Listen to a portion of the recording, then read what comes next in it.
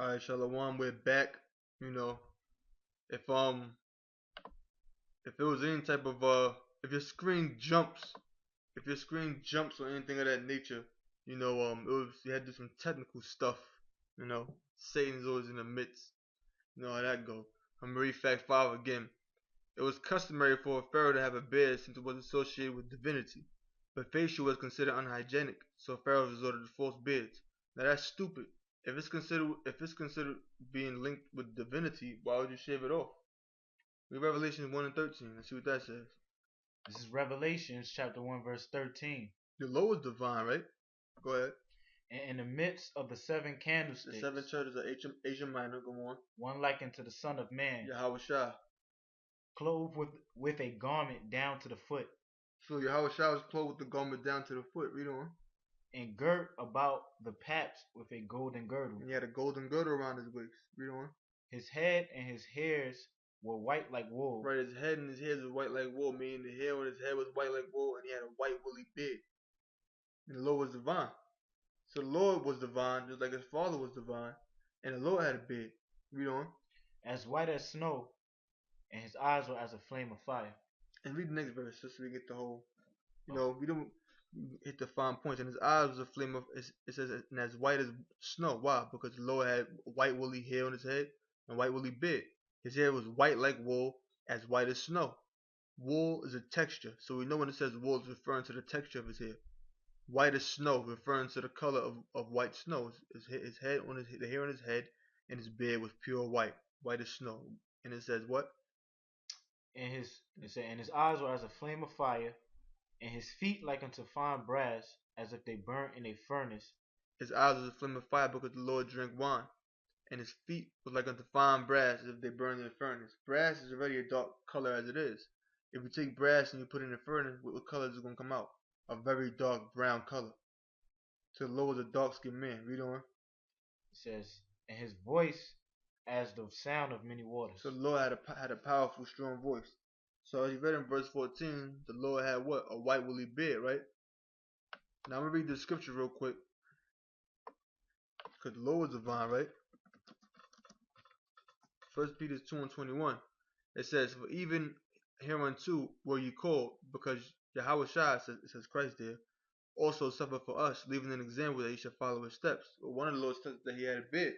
So whatever picture you grow, you ain't supposed to shave it off.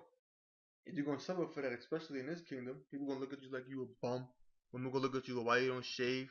That's why the so-called white man do that madness. He promotes all these damn different razors, and then at the end of the commercial, when the guy shaves, he has a beautiful woman, or so-called beautiful woman touch the guy, so you think, yeah, if I shave, I get the ladies. And then the ladies like, yeah, they want a guy that's shaving. And this damn devil's a master at his deviltry. Anyway, finishing fact 5. It was customary for a pharaoh to have a beard since it was associated with divinity, but facial was considered unhygienic, so pharaohs resorted to false beards. Fact 6. If women were to become pharaoh, they too are required to wear a false beard. Queen Hatshepsut. See that picture right there? Fact 7. Damn stupid asses.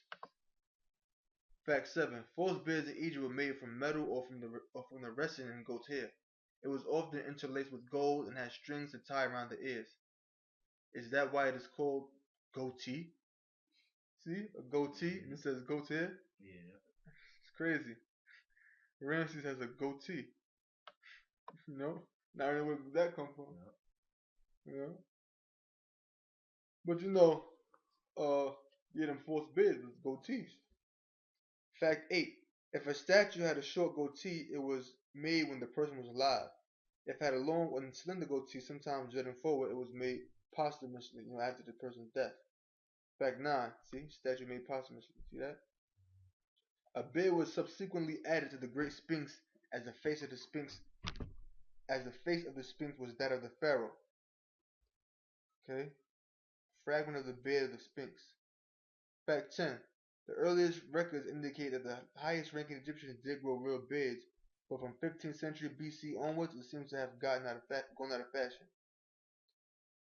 I'm just write down it right here. Priests and pharaohs in ancient Egypt were often buried with a barber and his trusted razor so they could continue shaving indefinitely. shaving in the spirit world.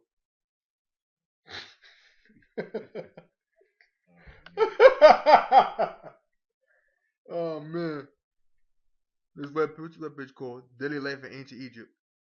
I'm gonna get right to the point. It says the best place in the world. What strikes everyone about ancient Egypt is how different it was.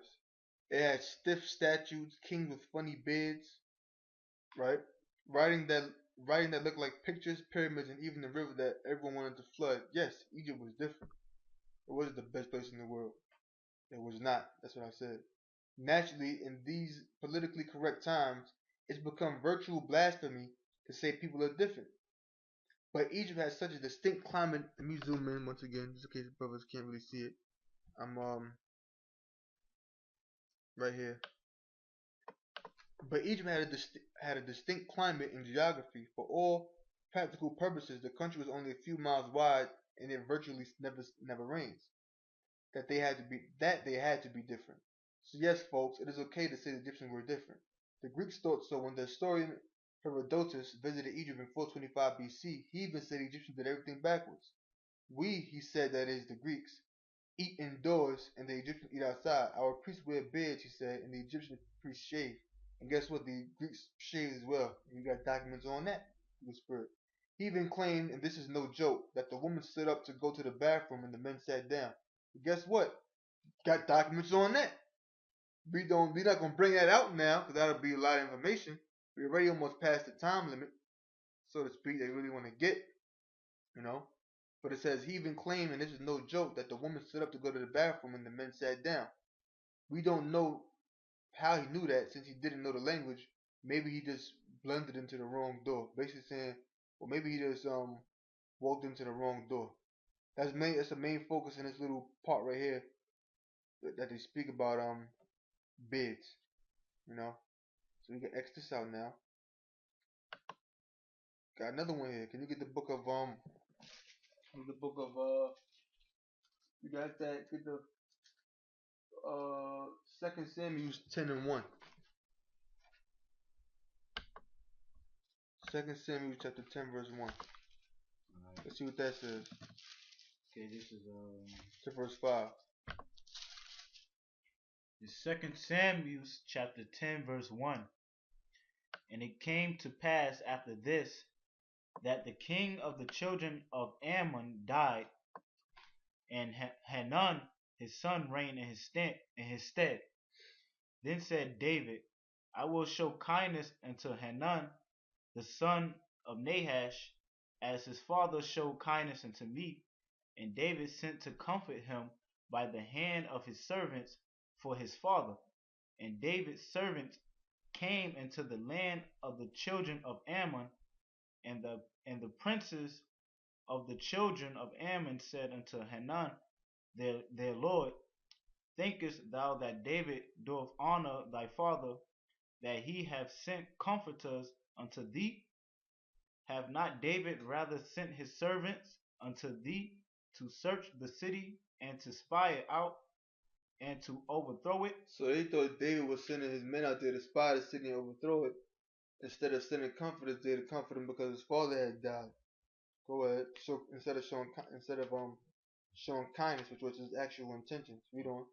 Therefore Hanun took David's servant and shaved off one half of their beards, and cut off their garments in the middle, even to their buttocks, and sent them away. So they shaved off half of their beards and cut their garments down the middle, even to their buttocks, their ass cheeks, and sent them away. Go on. So they walk around with half a beard and like half of their ass cheeks cut out.